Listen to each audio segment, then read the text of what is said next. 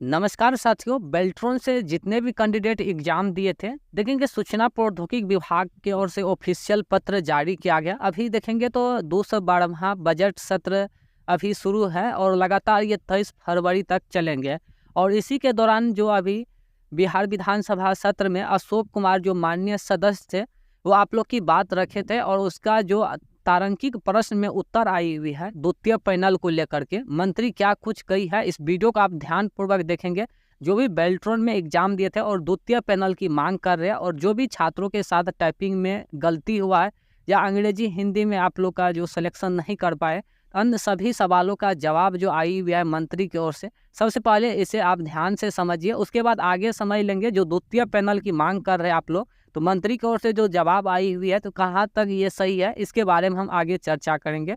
देखिए यहाँ पे जानकारी दी गई है सूचना प्रौद्योगिकी विभाग बिहार सरकार और श्री अशोक कुमार माननीय सदस्य विधानसभा विधान परिषद द्वारा 212वें सत्र में पूछे जाने वाले ऑनलाइन तार्किक प्रश्न संख्या इतना इतना है, उत्तर प्रतिवेदन है। निर्देशानुसार उपयुक्त विषय प्रसंग में श्री अशोक कुमार माननीय सदस्य विधान परिषद द्वारा 212वें सत्र में पूछे जाने वाले ऑनलाइन तार्किक प्रश्न इस प्रकार से जो है दी गई है। 9 फरवरी 2026 का ये ऑफिशियल पत्र है। नीचे आ जाएंगे, देखिए सूचना प्रौद्योगिकी विभाग, यहाँ पे ध्यान से समझिएगा। माननीय सदस्य जो अशोक कुमार है, इसके द्वारा जो सवाल की गया और इसके उपरांत जो जवाब आई हुई है, इसके बारे में ध्यानपूर्वक समझिएगा। यहाँ पे सूचना प्रौद्योगिकी विभाग श्री अशोक कुमार माननीय सदस्य विधान परिषद द्वारा 212वें सत्र में पूछे जाने वाले ऑनलाइन तार्किक प्रश्न का उत्तर जो है यहाँ पे आई हुई है। प्रश्न है इस साइड में और एक साइड जो है उत्तर है आपका। प्रश्न क्या किया है विधान परिषद में, यहाँ पे समझिएगा। क्या ये बात सही है कि वर्ष 2025 में बेल्ट्रॉन के द्वारा डाटा एंट्री ऑपरेटरों का परीक्षा लिया गया था, जिसमें से हिंदी टंकन में करीब 10,000 अभ्यर्थी क्वालिफाइड हुए हैं। तो देखिए मंत्री जो सवाल किए हैं, तो जो 2025 में एग्जाम लिए थे उसमें से 10,000 स्टूडेंट क्वालिफाइड किए हैं। इसके उत्तर में क्या हुआ है, यहाँ पे देखिए आंशिक स्वीकारात्मक है। मंत्री के द्वारा जानकारी दी गई है, जी हाँ ये 10,000 स्टूडेंट जो है क्वालिफाई है। और बाकी यहाँ पे देखिए जानकारी दी गई है, वर्ष 2025 में बेल्ट्रॉन के डाटा एंट्री ऑपरेटर की हिंदी टंकन परीक्षा में न्यूनतम अर्हता के आधार पर करीब 10,000 अभ्यर्थी उत्तीर्ण हुए हैं एवं इसके अतिरिक्त अंग्रेजी टंकन परीक्षा के आधार पर भी कई अभ्यर्थी उत्तीर्ण हुए थे। देखिए इसमें मंत्री के द्वारा साफ ये जानकारी दी है कि जो न्यूनतम अर्हता थी बेल्ट्रॉन की 25 का हिंदी में और अंग्रेजी में 30 का और सीबीटी में 30 नंबर, ये जो अर्हता पूरा कंप्लीट कर चुके हैं। तो ये टोटल जो है 10,000 कैंडिडेट जो है ये क्वालिफाई किया। ये जो न्यूनतम क्राइटेरिया थी बेल्ट्रॉन का, ये क्राइटेरिया को पार कर चुके हैं टोटल 10,000 स्टूडेंट, ये मंत्री जानकारी दिए है। बाकी और भी यहाँ पे जानकारी दी गई है, अंग्रेजी टंकन परीक्षा के आधार पर भी कई अभ्यर्थी उत्तीर्ण हुए थे। मतलब जो सिर्फ स्पेशल अंग्रेजी सेलेक्ट किए थे, इंग्लिश वाले भी काफ़ी कैंडिडेट क्वालिफाइड है लेकिन उसको पैनल में शामिल नहीं किया है। बाकी आगे देखिए जानकारी दी गई है। ये मंत्री फिर से पूछ रहा है एक और सवाल, क्या ये बात सही है कि बेल्ट्रॉन के द्वारा अधिसूचना में रिक्तियों का प्रकाशन नहीं है रहने के बावजूद क्वालिफाइड 10,000 अभ्यर्थियों में से मात्र 5,000 अभ्यर्थियों का ही पैनल जारी किया गया, अन्य 5,000 क्वालिफाइड अभ्यर्थियों को छोड़ दिया गया, जिससे बाकी शेष बचे लगभग 5,000 स्टूडेंट का भावी जो है अधर में लटक चुका है। देखिए मंत्री काफ़ी अच्छा सवाल किया है। यहाँ पे बताया जा रहा है कि बेल्ट्रॉन के जो द्वारा जो नोटिफिकेशन जारी किया गया तो उसमें जो क्वालिफाइड 10,000 स्टूडेंट हुआ है उसके नोटिफिकेशन के अनुसार, तो उसमें से मात्र 5,000 कैंडिडेट को लिया गया था। और जो ऑफिशियल नोटिफिकेशन था उसमें कहीं पर ये मेंशन नहीं था कि सिर्फ हम 5,000 कैंडिडेट को ही लेंगे। ठीक है, ये प्रश्न किया है। तो देखिए आंशिक स्वीकारात्मक है। देखिए मंत्री की ओर से जवाब आई है कि ये बात सही है। वर्तमान आवश्यकता को ध्यान में रखते हुए कुल 5,000 अभ्यर्थियों को मेरिट के आधार पर जो है पैनल निर्माण किया गया है। मंत्री कह रहा है कि हमने जो 10,000 स्टूडेंट को क्वालिफाई किया है उसमें से हम 5,000 स्टूडेंट को मतलब आवश्यकता अनुसार लिए हैं। यहाँ तक तो आप क्लियर समझ गए होंगे।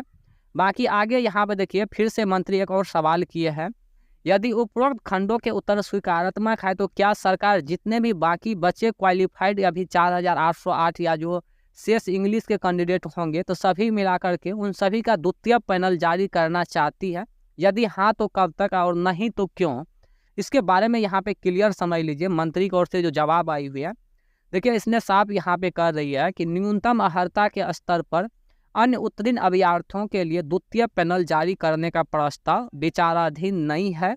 पैनल में असीमित अभ्यर्थियों को शामिल करने से निगम के लिए डी-एम्प्लॉयमेंट में कई वर्ष तो लग जाते हैं, जो उचित प्रतीत नहीं होता है। देखिए, मंत्री जो है इस प्रकार से जो जवाब दे रही है तो कहीं न कहीं काफ़ी दुखद है स्टूडेंट के हित में। इसने ये साफ कह रहा है कि हमने जो 5,000 स्टूडेंट को ली है वो आवश्यकता अनुसार ली है, बाकी जो 10,000 स्टूडेंट क्वालिफाइड किया है तो हम सभी को शामिल नहीं कर सकते। इसमें हमें ज्वाइनिंग करवाने में काफ़ी समय लग जाती है। देखिए, अभी स्टूडेंट जो 4,808 कैंडिडेट बाकी है, उन सब का मांग है कि द्वितीय पैनल जारी किया जाए, भले ही 2 साल 3 साल 4 साल वेट करना पड़े उनको ज्वाइनिंग के लिए, वो स्टूडेंट तैयार है।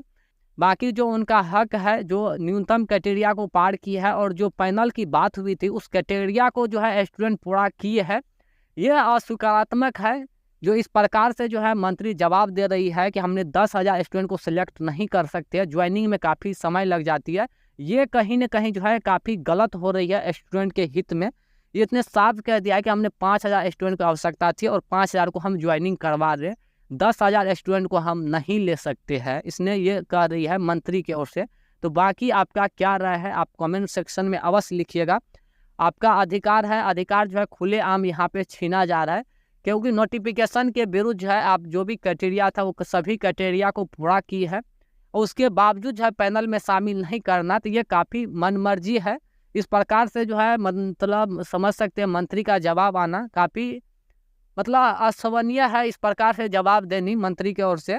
तो इसके लेकर जो आपको लड़ाई खुद लड़नी पड़ेगी। 3 साल जो है पैनल का वैलिड रहता है, उससे पहले जो है आप लोग जो द्वितीय पैनल है वो अपना जारी करवा लीजिए। और इस प्रकार से जब मंत्री जवाब दे रही है तो कहीं न कहीं ठेस पहुंच रही है अभ्यर्थियों के हित में। आप इस प्रकार से जो जवाब दे रहे हैं तो काफ़ी दुखद है स्टूडेंट के हित में। इस प्रकार से जो आप जवाब दे रहे हैं कि काफ़ी समय लग जाती है, तो ये काफ़ी दुखद है, क्योंकि जो भी क्वालिफाइड है तो कम से कम उसको फाइनल में शामिल किया जाए। और हम जानते हैं कि आपके यहाँ से जो भी अधिसूचना जाती है, अधिसूचना के विरुद्ध जो है ज्वाइनिंग होती है, तो कम से कम क्वालिफाइड छात्र को पैनल में आप शामिल कीजिए। भले ही उसको समय के अनुसार जो है जॉब नहीं लगे, लेकिन लेट से ही, लेकिन वो संतुष्टि के साथ पैनल में रहेंगे। तो ये काफ़ी दुखद है और खेद भी है स्टूडेंट के हित में। इसने साफ क्लियर कर दिया है कि पैनल में असीमित अभ्यर्थियों को शामिल करने के लिए निगम के लिए डी-एम्प्लॉयमेंट में कई वर्ष लग सकते हैं, जो उचित परिचित नहीं होता है। और उसने ये भी कहा है कि न्यूनतम अर्हता के आधार पर स्तर पर अन्य उत्तीर्ण अभ्यर्थियों को द्वितीय पैनल में जारी करने का प्रस्ताव विचाराधीन है। मतलब ये कह रहा है कि जो न्यूनतम अर्हता है, हमने 5,000 कैंडिडेट को सेलेक्ट किया, उसके बाद जो भी कैंडिडेट बच गए हैं तो वो न्यूनतम अर्हता के है, मतलब वो क्राइटेरिया को पूरा किए है, वो पैनल में आने के लिए जो है योग्य नहीं है, इस प्रकार से जवाब दे रही है। तो नोटिफिकेशन के विरुद्ध आप लोग सही है, बाकी जो मंत्री इस प्रकार से जवाब दे रही है तो कहीं न कहीं खेद है, इसके लेकर आपको खुद लड़ाई लड़नी होगी। बाकी आपका क्या राय है, आप कमेंट सेक्शन में अवश्य बताएंगे। धन्यवाद।